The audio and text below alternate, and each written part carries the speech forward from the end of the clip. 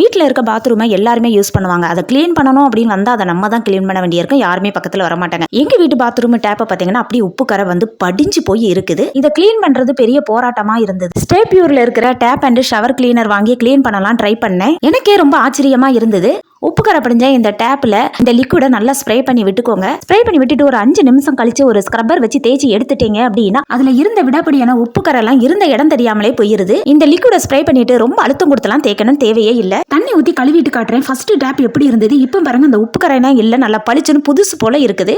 அதே மாதிரி எங்க வீட்டு ஷவர் பாத்தீங்கன்னா ரொம்ப உப்பு கரை படிஞ்சு அதுல இருந்து தண்ணி வராத அளவுக்கு படிச்சு போய் இருக்குது. இதுலயும் இந்த லிக்விட இந்த மாதிரி ஸ்ப்ரே பண்ணிட்டு ஸ்க்ரப்பர் வச்சு தேய்ச்சிட்டு நான் காட்டுறேன் எவ்வளவு நல்லா பளிச்சுன்னு ஆயிடுச்சு. உங்க வீட்டுல டேப் ஷவர் உப்பு கரை படிஞ்சு போய் இருக்குதா? ஸ்டே பியூர் கிளீனர் இருந்தாலே போதும். பாத்ரூம்ல இருக்க பக்கெட்லயும் பாத்தீங்கன்னா ரொம்ப உப்பு கரை படிஞ்சு போய் இருக்குது. இதுலயும் இந்த லிக்விட இந்த மாதிரி ஸ்ப்ரே பண்ணிட்டு ஒரு ஸ்க்ரப்பர் வச்சு தேய்ச்சிட்டீங்கன்னா புதுசு போல மாறிடும். இந்த அளவுக்கு கிளீன் பண்ணி கொடுக்க நான் எதிர்பார்க்கவே இல்லை. இந்த ப்ராடக்ட் தேவைப்பட்டதுன்னா ஸ்டே பியூர் வெப்சைட்லயும் வாங்கிக்கலாம். வாட்ஸ்அப் நம்பர் கொடுக்குறேன், அதுலயும் வாங்கிக்கோங்க. நல்ல ரிசல்ட் கிடைக்குதுங்க. கண்டிப்பா ஒவ்வொரு வீட்டுக்கும் இது தேவையான ஒரு ப்ராடக்ட்.